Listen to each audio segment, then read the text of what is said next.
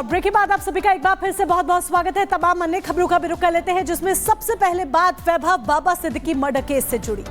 बिल्कुल, बाबा Siddiqui murder case में जो मुख्य शूटर शिव कुमार, जो उसको लेकर लगातार तलाश की जा रही थी, वो शूटर उत्तर प्रदेश के बहराइच से ही गिरफ्तार किया गया है और मोनिका वो नेपाल भागने की फिराक में था। पूरी रिपोर्ट देखिए।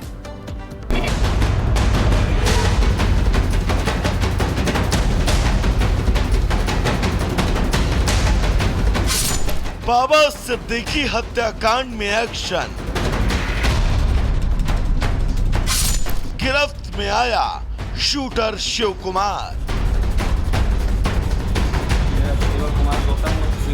एनसीपी नेता बाबा सिद्दीकी मर्डर केस में पुलिस को बड़ी सफलता हाथ लगी है। केस का मुख्य आरोपी और लॉरेंस बिश्नोई गैंग का शूटर शिव कुमार उर्फ शिवा को गिरफ्तार किया गया। यूपी एसटीएफ और मुंबई क्राइम ब्रांच ने उसे बहराइच जिले के नानपारा में पकड़ा। दरअसल शिवा के साथ ही पुलिस ने उसके 4 सहयोगियों को भी गिरफ्तार किया। कहा जा रहा है कि वो यहां से नेपाल भागने की फिराक में था। शिवा के अलावा गिरफ्तार किए गए अन्य आरोपियों में अनुराग कश्यप, ज्ञान प्रकाश त्रिपाठी, आकाश श्रीवास्तव, अखिलेंद्र प्रताप सिंह, ये वो नाम शामिल हैं। ये सभी बहराइच के गंडारा गांव के रहने वाले हैं। शिवा को शरण देने और उसे नेपाल भगाने में मदद कर रहे थे। पुलिस के मुताबिक बाबा सिद्दीकी की हत्या में शामिल शिव कुमार वारदात के समय से ही फरार चल रहा था। उसके 2 साथी पहले ही गिरफ्तार हो चुके हैं। शिव कुमार ने पुलिस पूछताछ में बताया कि वो लॉरेंस गैंग के लिए स्क्रैप डीलर शुभम लोनकर के माध्यम से काम करता था। बाबा सिद्दीकी को मारने के लिए उसे 10 लाख रुपए देने का वादा किया गया। हत्या के बाद वो मुंबई से बहराइच पहुंचा और यहां से नेपाल भागने की प्लानिंग कर रहा था। शिव कुमार ने खुलासा किया कि शुभम लोनकर लॉरेंस बिश्नोई के लिए काम करता था। उसने उसकी बात स्नैपचैट के जरिए लॉरेंस के भाई अनमोल बिश्नोई से कई बार कराई। अनमोल ने कहा था कि बाबा सिद्दीकी की हत्या के बदले 10 लाख रुपए मिलेंगे। फिलहाल पुलिस इस पूरे मामले में अब आगे की जांच कर रही है और ये तय है कि शिव कुमार की गिरफ्तारी के बाद पुलिस को इस मामले में और भी लीड मिलेगी। Bureau report, Republic Bharat. Monika, Bahraich की वो तस्वीर याद करिए जब दुर्गा विसर्जन के दौरान जमकर हिंसा हुई थी और अब पुलिस लगातार एक्शन मोड में है। बिल्कुल वैभव, पुलिस एक्शन मोड में नजर आ रही है और उन तस्वीरों को हम भूल भी नहीं सकते कि किस तरीके से हिंसा की वो तस्वीरें हमारे सामने आई थी, कैसे खास शुभ अवसर पर। अब इसमें मुख्य आरोपी को गिरफ्तार कर लिया गया है, तो उधर दूसरी तरफ कई आरोपियों पर इनाम भी घोषित किया गया है।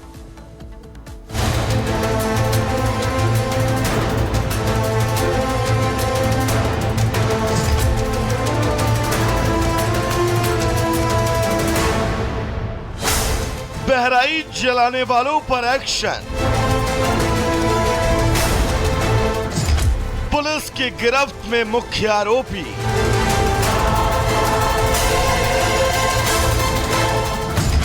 कई आरोपियों पर इनाम घोषित।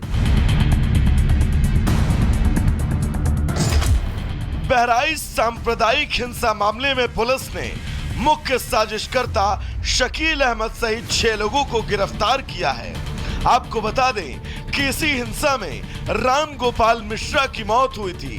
साथ ही पुलिस ने फरार आरोपियों सैफ अली, जावेद और शुएब की गिरफ्तारी के लिए 10-10 हजार रुपए का इनाम घोषित किया है।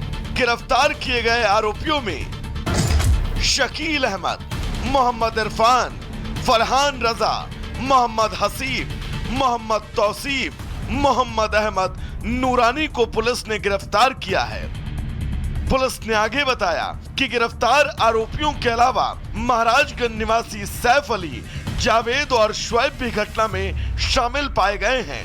फिलहाल तीनों फरार हैं और पुलिस इन फरार आरोपियों की तलाशी लगातार कर रही है। फिलहाल पुलिस अब इस हिंसा के मामले में लगातार कार्रवाई कर रही है, लेकिन इस हिंसा ने जिले की शांति व्यवस्था को लेकर भी बड़े सवाल खड़े कर दिए हैं।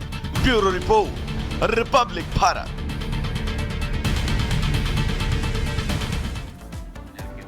और चलिए अब आगे बढ़ते हैं, बात बांग्लादेश की करते हैं, जहां पर एक बार फिर से तस्वीर कुछ ऐसी है कि जगह जगह विरोध प्रदर्शन देखने को मिल रहा है और शेख हसीना की पार्टी के कार्यकर्ता सड़कों पर उतर आए हैं। लेकिन मोनिका, सबसे अहम यह है कि ट्रंप समर्थक जो लगातार ट्रंप के जीतने पर खुशी मना रहे थे, उन पर भी लाठियां भांजी गई हैं और यही वजह है कि अब यह भी लग रहा है कि क्या बांग्लादेश के अंदर सियासी समीकरण वाकई बदलने वाले हैं। रिपोर्ट आपको दिखाते हैं।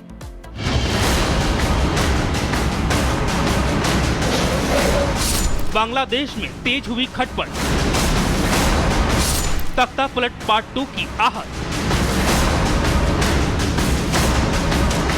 ट्रंप समर्थकों पर एक्शन,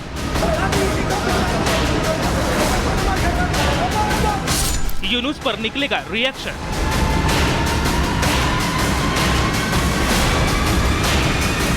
ये बातें हम यूं ही नहीं कह रहे, बल्कि हाल के दिनों में बांग्लादेश में ट्रंप समर्थकों पर हुई एक के बाद एक कई कार्रवाई कुछ इसी तरह इशारा कर रही हैं। इस मामले को समझना हो तो थोड़ा पीछे जाना पड़ेगा। अमेरिका में राष्ट्रपति चुनाव के दौरान कमला हैरिस और डोनाल्ड ट्रंप में कांटे की टक्कर देखी जा रही थी, लेकिन एक जगह थी जहां ट्रंप कमला से 20 थे। वो था ट्रंप का सॉफ्ट हिंदुत्व कॉर्नर।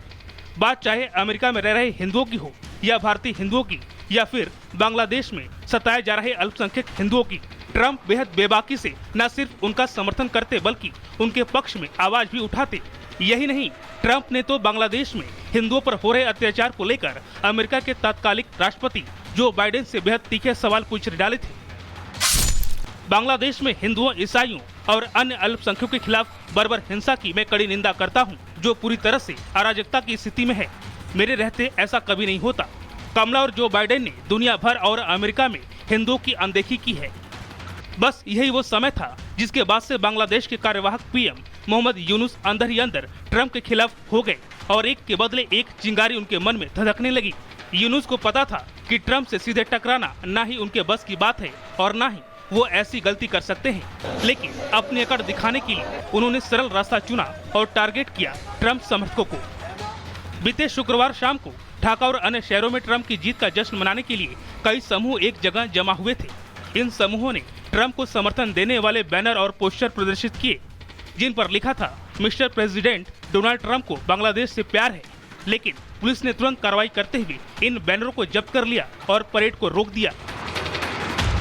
यही नहीं, खबर ये भी आई कि बांग्लादेशी सेना और पुलिस ने देर रात कई इलाकों में छापेमारी की, जिसमें कई लोगों को हिरासत में लिया गया और कई को शारीरिक प्रताड़ना भी झेलनी पड़ी। इस बात में कोई शक नहीं कि अमेरिका में डोनाल्ड ट्रंप की जीत के बाद से बांग्लादेश के हालात तेजी से बदलते दिख रहे हैं। शेख हसीना की पार्टी अवामी लीग का जोश हाई है, जबकि मोहम्मद यूनुस के माथे पर बल पड़ा हुआ है। अमेरिका में ट्रंप की धमाकेदार जीत के बाद ग्लोबल पॉलिटिक्स करवट ले रही है। 5 अगस्त को शेख हसीना के तख्तापलट के बाद 3 महीनों में जो नहीं हुआ वो अब ढाका में शुरू हो चुका है। शेख हसीना की पार्टी अवामी लीग के कार्यकर्ता हमलों के शिकार हुए। वो अब अचानक खुलकर यूनुस सरकार के खिलाफ सड़कों पर उतर आए हैं। वो नेता भी बाहर आ गए जो कल तक अंडरग्राउंड थे। ये जो कुछ हो रहा है वो अंतरिम सरकार के मुखिया मोहम्मद यूनुस की चिंता बढ़ाने के लिए काफी है। Bureau report, Republic Bharat.